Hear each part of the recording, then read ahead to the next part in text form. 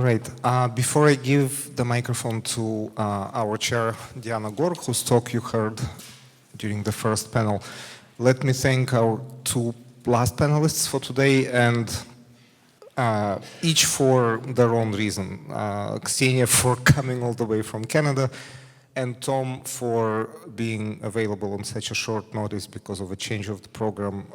Thank you so much, because you may have seen the program, the draft earlier.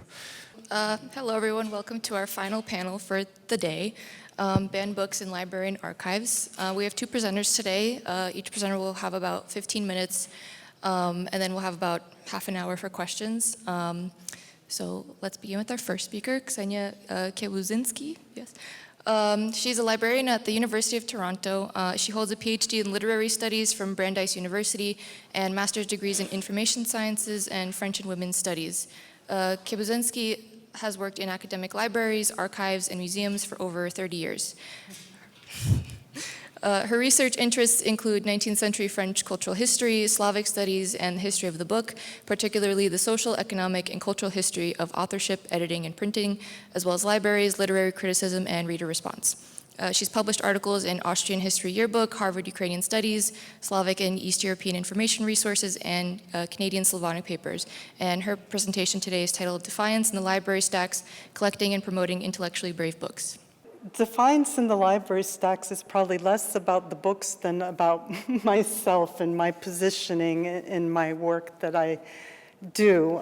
But before I kind of launch into some comments about that, I wanted to thank all the presenters from earlier today, because everything that I hear reinforces the work that I do and the kinds of materials that we collect and make available, and such fascinating projects. And it's good and refreshing to hear about the study of books, physical books, and seeing books being in the journal Cultura circulated to handle, and about distribution networks and about archival research. It's very gratifying, and I invite those of you who are here to come to Toronto. We have collections, Josef Skoweretsky and Publishers 68 in Toronto. We have a fantastic Polish Solidarity collection. We have Czech Petlice editions and other Tamizdat collections. We have the largest Ukrainian displaced person literature collection in North America, so lots of avenues for research. And on a personal note, my father was one of those subscribers of Kultura, so for the networks, and we also have Josef Chapsky's cousin's book collection at the University of Toronto, also Josef Kuten Chapsky. Well, it's mostly 17th to 20th century and some Paris editions, but feel free to get in touch with me about any of those. And now, in terms of Defiance in the Stacks, the work that I do lately has given me a crisis of identity that applies to my professional life, not just my personal life. And it goes kind of counteracts the work that the Code of Ethics binds us to do, which is to build balanced collections, to respect intellectual freedom, to reject any restrictions of materials based on partisan or doctrinal disapproval, et cetera, et cetera. Well, what do I do when confronted with world events that have been happening for the last decade or so, and they can kind of shake this neutrality and force you to consider your social responsibility beyond the walls of your institutions. And this came to the forefront for me on 9th of November 2016 when Donald Trump was elected President of the United States. I had a sense of despair about the attacks on immigrants, on difference, and then secondly, beginning in 2014, but the full-scale invasion on the 24th of February 2022 and on Ukraine also. What is it that we're collecting, and what are we making available in a culture that has really divided? This, kinds of publications that started coming to our library, I don't know how many of you know, most libraries, we're not ordering title by title. The books come, you have a vendor, you have a profile, and books come. And this is the kind of books that were starting to come in 2014 on fascist Ukraine, and Crimea has always been with Russia. And is this the kind of books that we want to collect? And I thought, no, I want the dissident literature. Thinking about Trump, I also thought, what is it as a librarian? What kind of form of resistance can I take? And I thought, well, the form of resistance I can take is, maybe I can't change the entire collection, but I can direct a small subsection of a collection. And so, like Diana, I took interest in George Orwell. This was immediately in 2016. Within 2 weeks after the election, I quickly drafted an article on George Orwell's Animal Farm in translation, East European translations. It spoke to me about the dangers of tyranny, and I thought, no one's going to know that this is my statement except for me, but it will make me feel better. And as Diana already mentioned, the most critical point, willingness to criticize Russia and Stalin is the test of intellectual honesty, and I have to bring intellectual honesty into the work that I do. As was mentioned earlier today, Orwell had shopped around the manuscript. He had some difficulties in getting it published. Golantz rejected it because of the criticism of the Soviet Union. Nicholson and Watson found it, quote, bad taste to attack the head of an allied government in that matter, end quote. Andrei Deutsch feared risking financial capital that he did not have.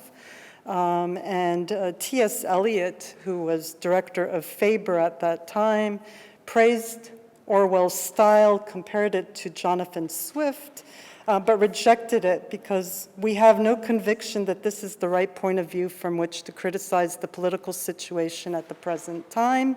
And he also found the ending unsatisfactory, and I don't think this was irony. Your pigs are far more intellectual than the other animals, and therefore the best qualified to run the farm.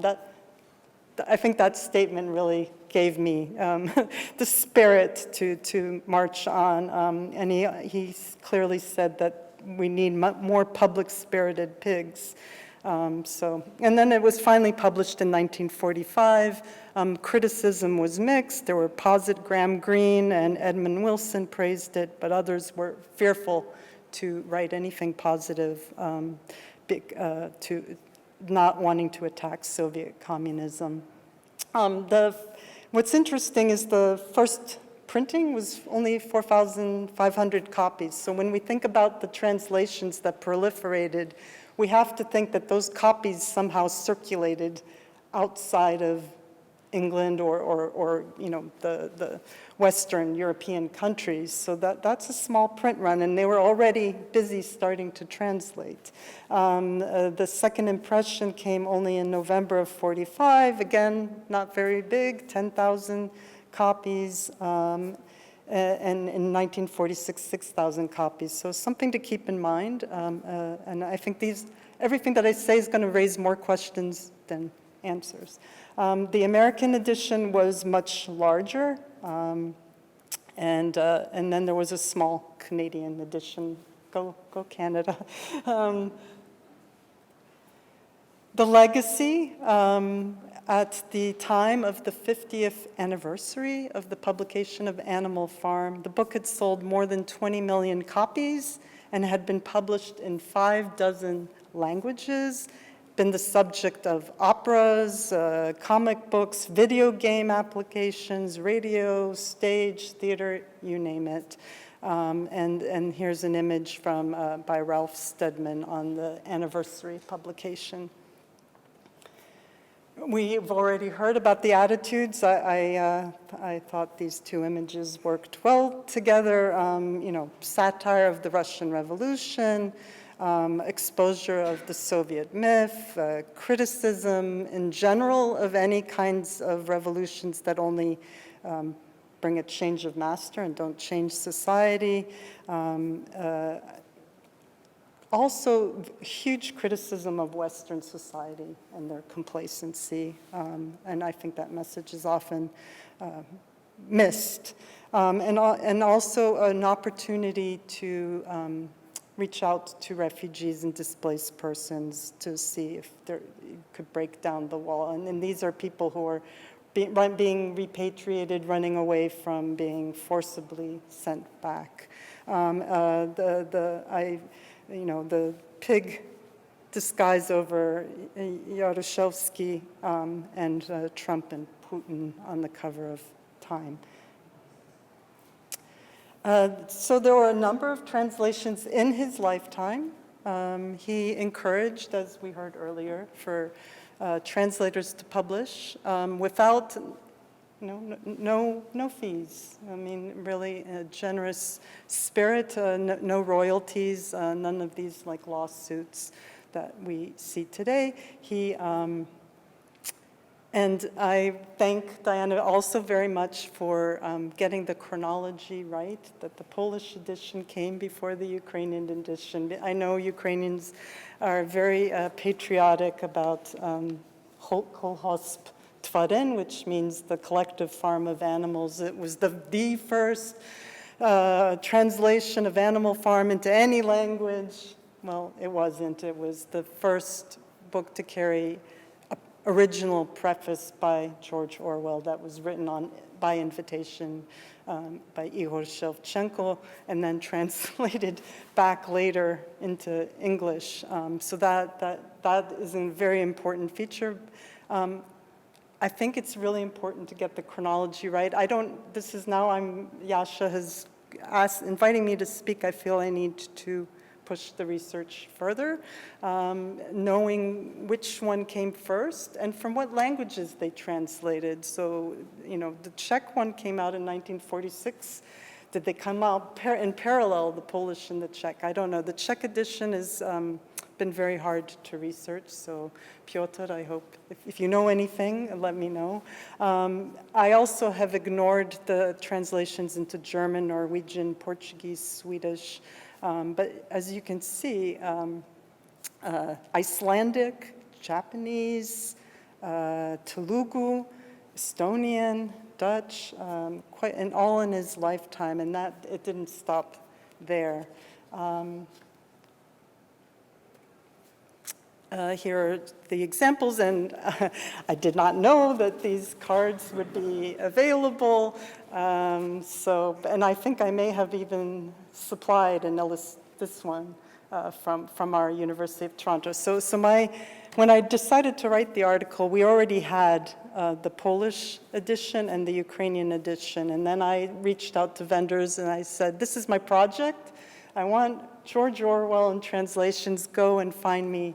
And so Skotsky Hutor, the Russian one came, the Czech came, Filipenko, who was going to speak this afternoon, has helped source Tamizdat editions for me, so the collection is growing, so it's a kind of a joy for me to do that. I won't talk that much more about the Polish translation, and I'm wondering whether there's any connection between Jelenska and Chapsky. Like, the networks, I think, are worth pursuing, because maybe Chapsky did have a role in getting these copies, and I think this is, again, questions. Also important to think about books is it's not just about the writer, the content, the translation. There's the publisher, there's the editor, there's the printer, there's the cover, there's the illustrations, such richness. I mean, you think about studying opera and the sensory books are the same way. So there's so much more to dig into here, and whether they were all translated from the English or were some of them translated from one of the translations. So I think this is something I'm going to perhaps pursue. And I would love to talk to you about your networking opportunities there. It continued, Animal Farm, to be translated after Orwell died in 1950. These are just a few examples, just because they're the languages that most interest me. That's been my focus. And also it kind of freed up the CIA and the British intelligence agency to then, because he was dead and had never had copyright or royalties, wasn't interested, they were able to then continue on with that distribution. So Lithuanian, Latvian, Serbians. The Serbian edition is very interesting in its criticism of Yugoslavia. It has its own unique preface and conclusion. The Lithuanian one is interesting in that the translator's wife did a film version. So again, the networks. And here are some more, which you have in your gift bag. We have the Serbian and the Lithuanian and the Latvian. I want to quickly, before time runs out, go through the Solidarity editions. And it's very striking in Poland from the 1970s into the 1990s. There's a wonderful website that lists a lot of the Polish Solidarity editions. There are at least 28, and with those 28, you have to remember that each one of those could have different printings with a different colored cover, and maybe yellow and one may be green. So the number is probably much higher. And we have a good number of these here at the University of Toronto, and Jan Leibenstein's edition there with the surrealist image is quite remarkable. And these are more visual art, the study of just the covers, and it's quite unique to have Boxer the horse on the cover. There's only a couple of editions, or the way the pig is depicted, Napoleon. Again, such richness, more questions than answers there. For the Czech, I was surprised. I think I only found one edition by index, actually, so that I know of. I don't know if there were more. So when you compare the Polish case, and then Poland, they circulated. They had an Orwell stamp. So for the courier, you'd get the printing, you'd pack up the copy, and the courier would take it, and it would get distributed, and you would pay a small fee to help with the distribution, and there was an Orwell stamp that was carried. But it was dangerous, there was a question from the audience earlier. You could lose your job, you could face imprisonment, or your children could not get placed in certain universities. Orwell in Russia is, you were hinting at, I don't have a lot. 1984, there was a translation made for the Central Communist Party, and it was not circulated, and that copy is not documented as being deposited anywhere in 1962. And there was a second one also for private circulation. There is one copy that exists, but Animal Farm, I have not been able to identify any, so it's possible that exists, but I have yet to find from that period of the Cold War period. Interestingly enough, 1984 has led the 2022 ebook sales totals in fiction on the state online bookseller, and is the second most popular download in any category. Sales continue to grow. So what is it about 1984 that allows for this popularity? And it's probably a lot. You can manipulate the meaning that it's an attack on Western liberalism and media control. So it's an interesting. I'm not going to pursue 1984, but it was from a comparative perspective and seeing what was being circulated in Poland versus the reception in Russia, I think is fascinating. My battles on other fronts, libraries are, when books come into the library, you can see society change. Physical book, it's within, month to month, you can see Polish society changing, or Russian society changing, or Ukraine. I don't know what people with electronic resources and looking at spreadsheets, you can't have that experience.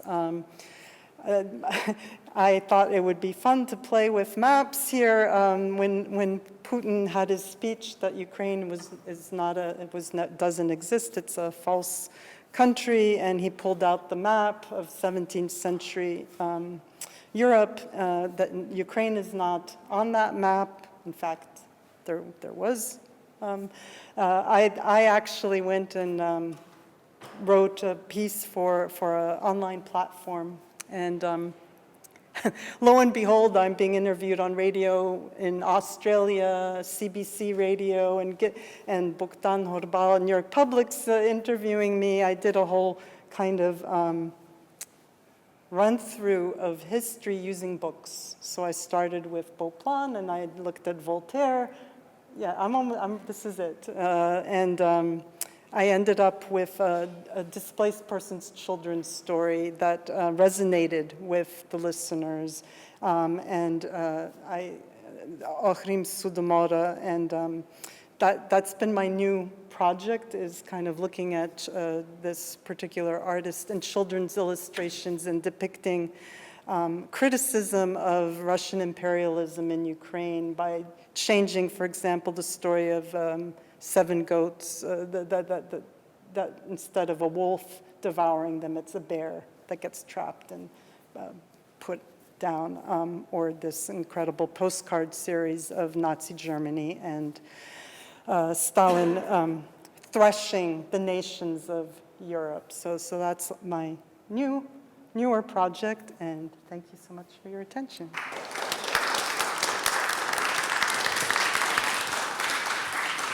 Thank you. I really wish we had more time per presenter, because I want to just keep hearing more about this. Our next presenter is Thomas Keenan. He holds a Ph.D. in Slavic languages and literatures at Yale University, a Master of Library and Information Science from Pratt Institute, and a Master of Arts in Russian Literature and Italian Literature from University of Toronto and Millbury College. His research interests include Russian literature, East European and Soviet political, intellectual, and cultural history, publishing and mass communication in Eastern Europe and the former Soviet Union, as well as continuities between medieval and modernist visual and verbal culture. Thomas is the Slavic, East European, and Eurasian Studies librarian at Princeton University, and his presentation is titled The Tamizdat Manuscript, Legacy at Princeton University Library.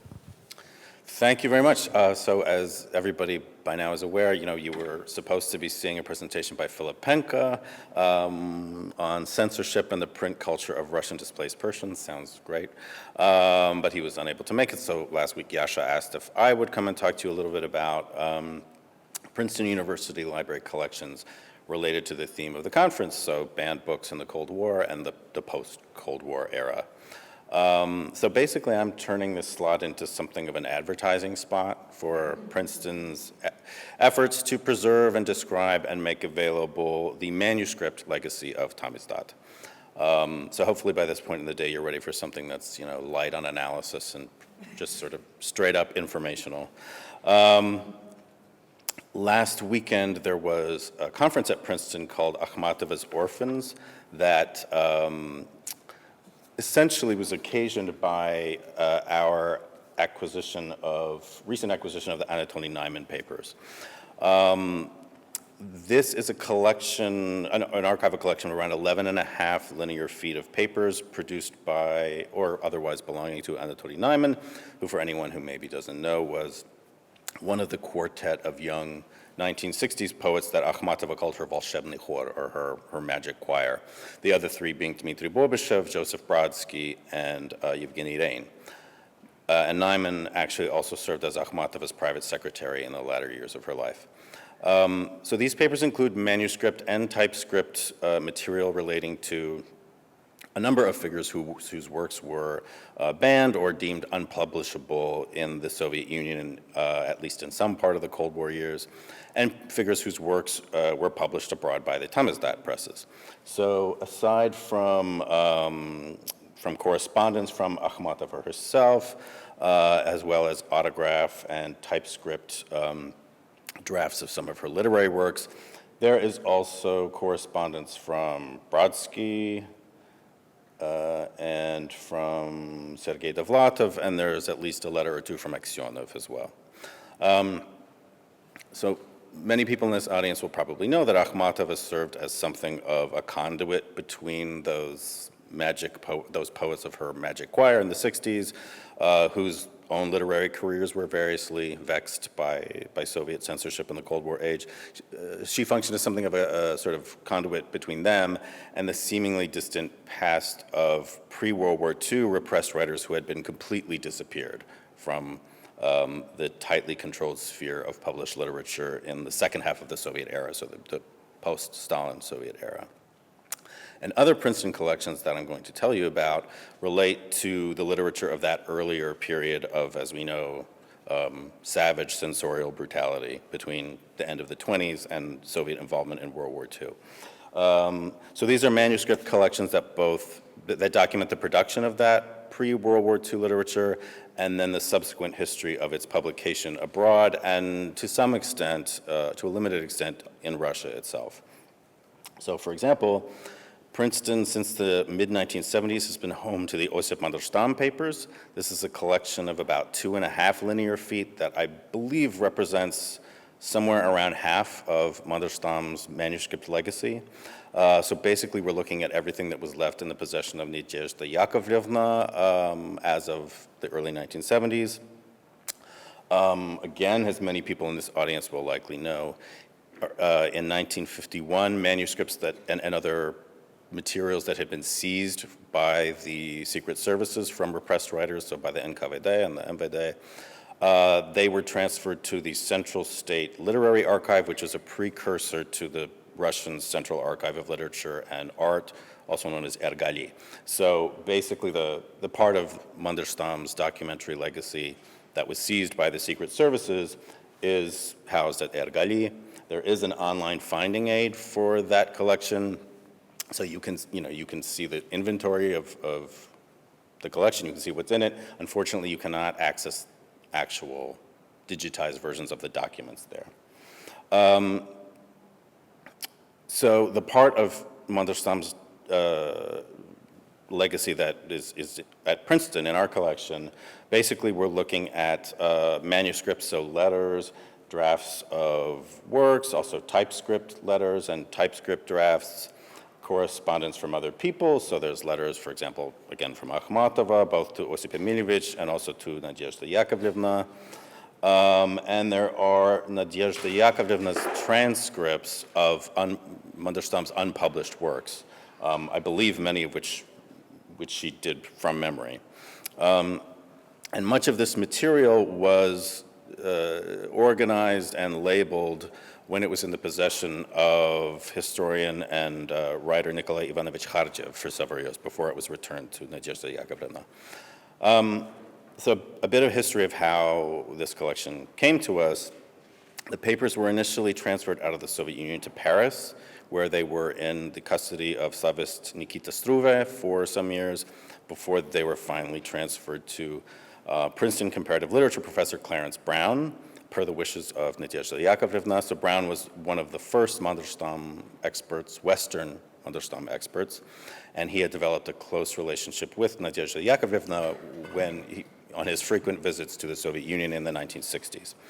So ultimately, she decided that she wanted the papers to end up with him, with Clarence Brown. He didn't want to own them himself personally, and so in 1976, Professor Elliot Mossman, who was a Pasternak specialist, and later he got a Ph.D. at Princeton in the late 60s and then became a professor at University of Pennsylvania. He retrieved the papers from Struve in Paris on Princeton's behalf, and then finally our university council drew up a deed of gift that was signed by Nadezhda Yakovlevna. And that deed of gift specified that not only the physical documents, but also the intellectual property that they represented should be transferred to Princeton. And that is quite uncommon, so, probably everyone in this audience has done archival research, and you probably are aware that in the vast majority of cases, archival repositories become the owners of physical documents and physical artifacts, but not the corresponding intellectual property, which generally remains either with the creators or with their heirs or with some other external rights holder. Having the IP rights was a very big deal for the library because when, a few decades later, the library decided that they wanted to digitize the papers in their entirety, they were really, sort of completely free to do that from a legal standpoint. And the library did do that, both as a sort of access initiative and also a preservation effort. So anyone who's worked with early Soviet paper likely knows that it's a very low quality, it's very highly acidic, and it deteriorates very, very quickly. So, when I look at this picture, I think like Dead Sea Scrolls or something. Meanwhile, it's not even 100 years old.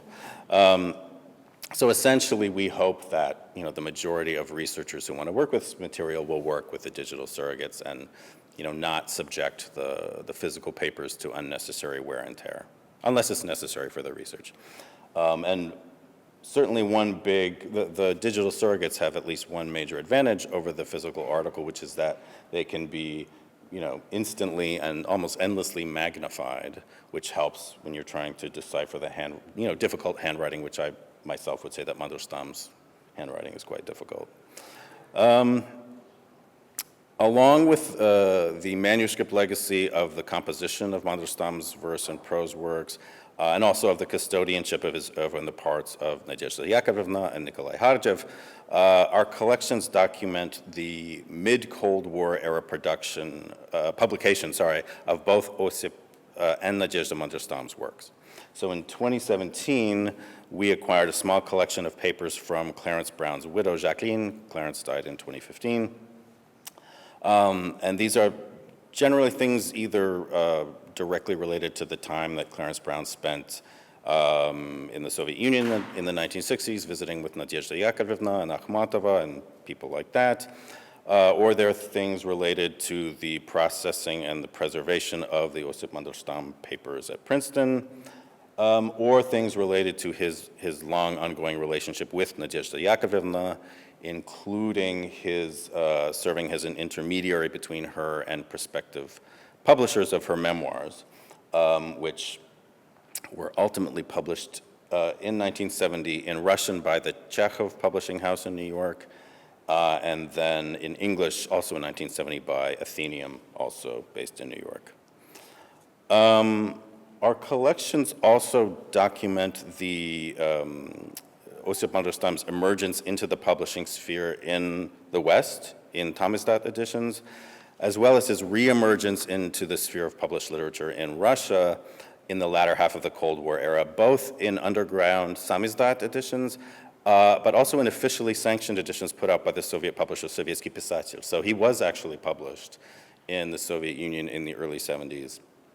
In an edition that had two printings, one in 73, one in 78, and with a commentary done by Nikolai Hardjev. I did not get around to researching the tirage or the size of the print run for these, so I'm not sure off the top of my head if they were sort of produced for spetskhran or spetsfondy for Soviet libraries, or if they were produced for broader distribution. Someone here may know.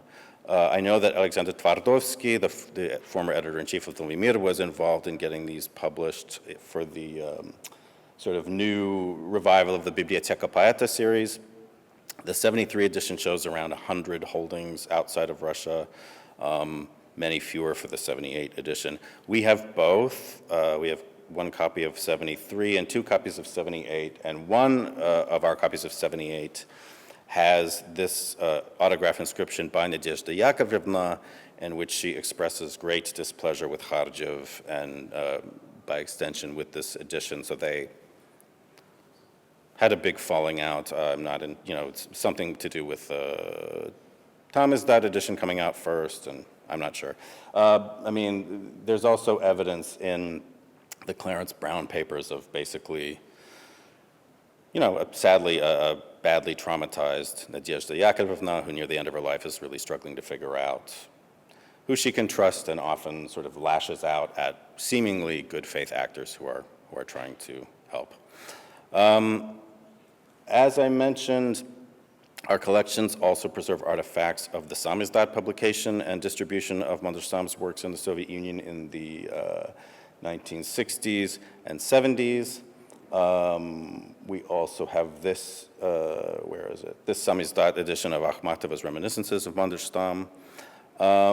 And we also document the Tamizdat publication of his oeuvre. So we have this typescript of one of one volume of the 1960s Interlanguage Literary Associates Collected Works editions with corrections and marginalia in the hand of Russian-American Slavist Victor Ehrlich, who is also one of the authors of one of the introductory essays for this edition. Finally, we have a small collection of letters written by Nadezhda Yakovlevna Mandelstam to Kees Verheul, whose name I'm sure I am butchering. He's a recently deceased Dutch Slavist who translated works both by Osip and Nadezhda Mandelstam in the 70s and 80s. And these letters have been digitized and are freely available through the library's Finding Aid database. We do have multiple irons in the fire for prospective expansion of these collections in a variety of directions. Things I can't really talk about now because they're at very preliminary stages, but there is a sort of foreseeable future hope that Princeton may become another U.S. center for the study of forbidden literature of the Soviet era and also endangered contemporary literature from our region of focus and its multiplying diasporas. There is some inertia to overcome there. So, unlike places like Colombia that has the Bakhmetyev archive and with its curator Tanya Chebotaryova, or like, the Hoover that has Anatol Shmelyov, who's the curator for Russia, Ukraine, and Eurasia. Unlike those places, archival collecting related to our region of focus isn't a part of the institutional structure at Princeton. So, we don't have anyone on our special collections staff, for example, who has any expertise in Eastern Europe or former Soviet Eurasia, or who reads any of the regional languages. So I myself had to process the Anatolian Nyman papers, which was, a privilege. I'm not at all complaining, but I had no idea how to process an archive before that. So it was a steep learning curve. The question of collecting archives from the region beyond Russia is probably going to be particularly challenging. So at least when it comes to literary archives, again, the study of sort of extra Russian literature of Eastern Europe or former Soviet Eurasia is not part of the institutional structure of our departments and programs thus far. That will likely change. Things will continue to evolve. But, essentially I'm hopeful that, in these times that are kind of looking more and more Cold War-like in terms of Western scholars' access to archival repositories in places like Russia and Belarus and to some degree, Ukraine, I'm hoping that Princeton will pull its weight in the North American effort to keep these legacies documented and described and available. So, wish us luck. Thank you. So I have a question for Ksenia. So you started your presentation talking about books that I would say would be rightfully forbidden from libraries given how propagandistic they are. But on the topic of banned books for this conference and how we're seeing, for example, in America, seeing books wrongfully banned from libraries and schools. Were there any challenges with like what books are allowed to be in libraries and what aren't, and essentially where do you draw the line in what isn't and is allowed, especially when we're studying things like propaganda and these new narratives that are coming out? I struggle with this constantly, so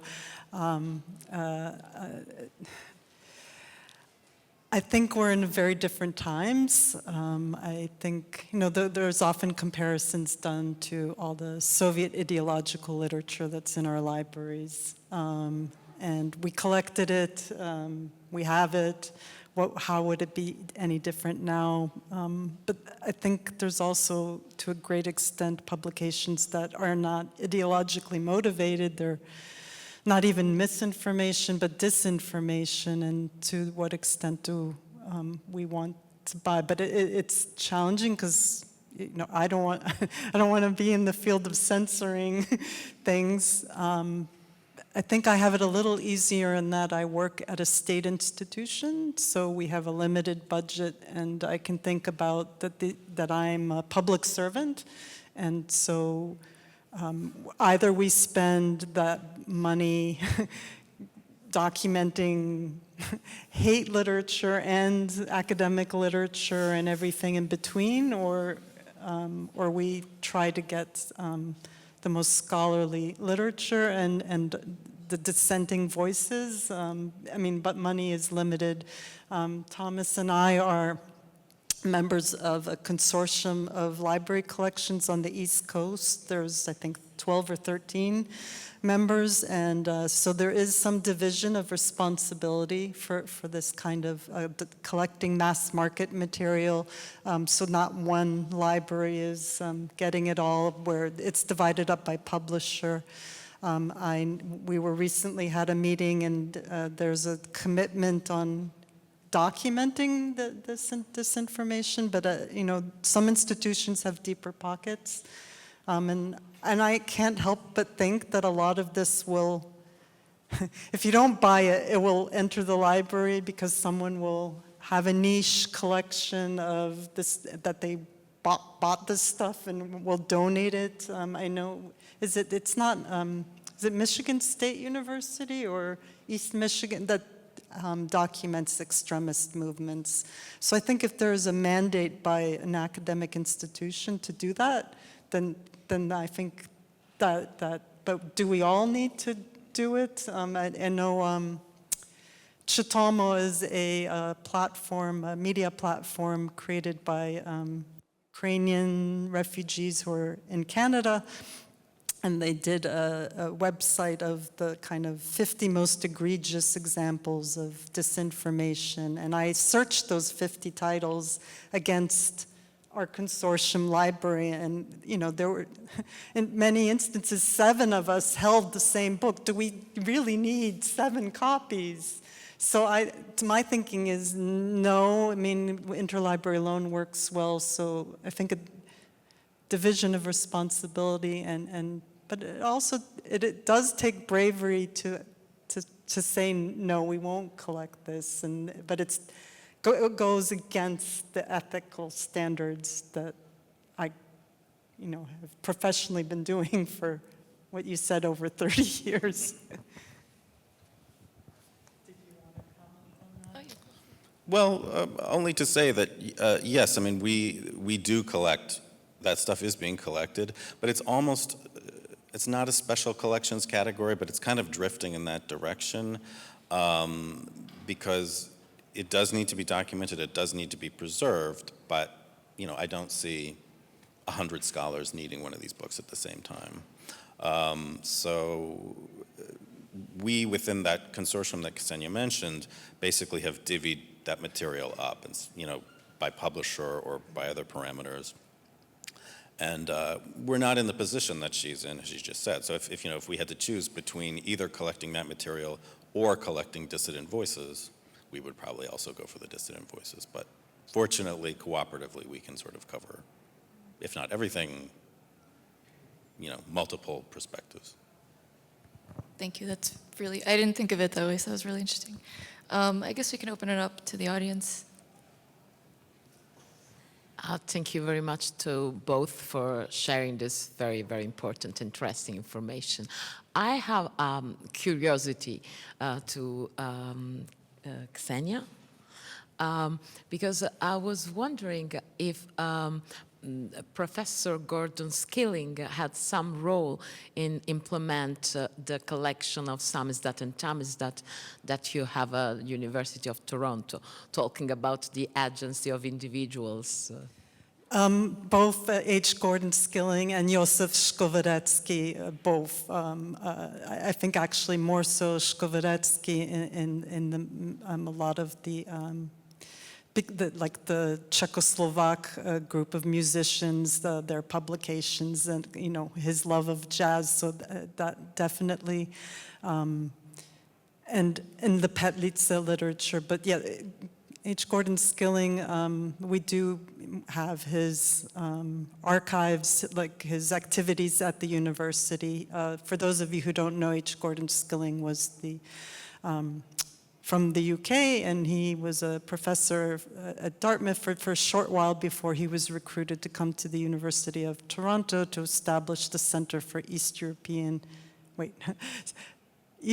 and Russian Studies. We're now on our third name change, so I had to pause for a second on what it was called. But he wrote a book on Czechoslovakia in 1968 and was very active. He probably helped bring in books into Czechoslovakia that were being published in Canada, and bring manuscripts out. So yeah, his role was very big. And we also have all his research materials and all the books that he collected for that 1968 project. So, and not only that, but Toronto drew a lot of the people who left Czechoslovakia and as well as Hungary after 1956. It was easy.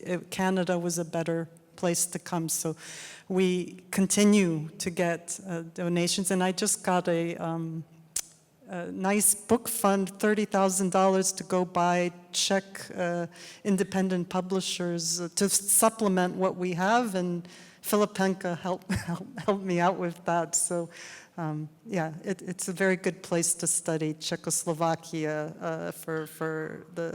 from 1918 until the 1990. Excellent.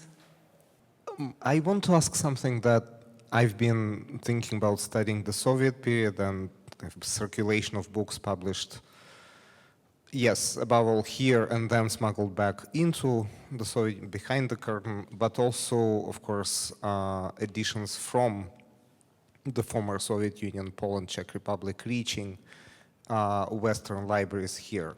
So in connection with this past kind of historical context, could you comment on just how it's been changing in the past at least 2 years in terms of library holdings? What kind of dynamic as acquisition librarians, right, have you been noticing in terms of? Part of it is also that, of course, certain topics, as we will be discussing more closely today, are simply unpublishable in the Russian language inside Russia, for instance, right? And yet it's these books that get first and foremost published now by some of the participants of our tomorrow's roundtable with publishers of such banned books. So are American, Canadian, Western libraries already working with these newly established publishing ventures, as well as how do you get books from same vendors maybe, or maybe the vendors have changed, etc. So. Sure. Well, I'll start with I guess the last part first. So are we getting books from these new publishers? Yes, fortunately. And I mean, the way Princeton is doing it, we're working with a specific vendor who just knows that territory very, very well. And, is basically, knows that these publishers are sprouting up, the minute that they are, and is capturing that output for us. Although sometimes, we hear about a publisher that vendor doesn't know about through other channels, and then we just ask him to add that to his roster. The first part of your question, is it sort of how acquisitions has changed since February 2022. So, from Russia specifically, or well, we haven't really changed. So I'm one of the consortial groups that Princeton is a part of. Is a sort of, it's called RECAP, and it's Princeton, Columbia, Harvard, and New York Public Library. I wouldn't say that we have changed the way we do things. The vendors, we're using the same vendors, and they're supplying things in the same way. I actually found that speaking of Russian books, that it took a really long time for me to start to see what was happening in the country reflected in the books that were arriving, just because, I guess, like time to publication delays and shipping delays. Shipping has gotten a lot more expensive. That's one big difference. I would say it's quadrupled shipping costs, which is a problem. I would say that I'm just starting to see like a real sea change in Russian book publishing, evidenced in what comes in like as of 3 months ago, where it's really sort of a stark difference. Is that all the parts of your question? Okay. Similar to what Thomas said, I won't go into how we're covering the Russian publishers that are publishing abroad. Similar situation. With Ukraine,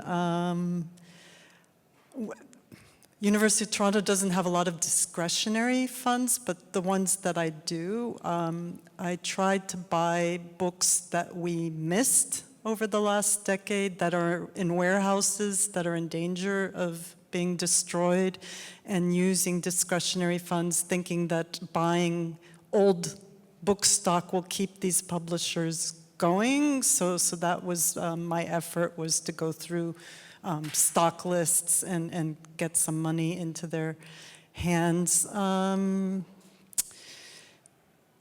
Otherwise, I mean, there's challenges, there's a lot of pressures on libraries, despite diversity, to switch to electronic editions, and I always fight back because it means you will have less selection.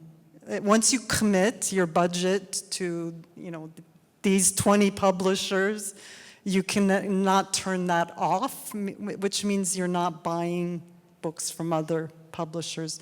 I did want to add something related to not me being a censor, but this has not happened at the US level yet, but the Canadian government has sanctions against disinformation agents, and there are a lot of publishers on that list, and I sought legal counsel through our university that we absolutely cannot buy from a list of publishers and media agents. So it's already kind of happening outside our control. How they chose, who they chose, I'm not quite sure. It's probably at the level of individuals associated with the publishers, and not the publishing output so much. But in terms of getting books, I mean, Ukraine, actually, I set a budget that was quite low for last year, and the publishing was much more robust, so we actually were surprised. So books are being published. The question is, when will the publishing start to reflect in the emigre, like in Germany, in Italy? I'm not seeing it yet, which surprises me. But now with, you can send a manuscript to Ukraine and have it published there, where it's a little different. But I would think that's going to progressively change. I wanted to add on to what you said about buying books from Ukraine to save them, because that's an interesting point, just because I'm also thinking about what's going to happen after the war, and how libraries are going to have a responsibility in bringing books back to destroyed libraries. Because I know at the Shevchenko Scientific Society, we've been collecting books from all diaspora institutions and just kind of storing them until we can finally ship them to replenish these libraries. So it's really interesting. Thank you.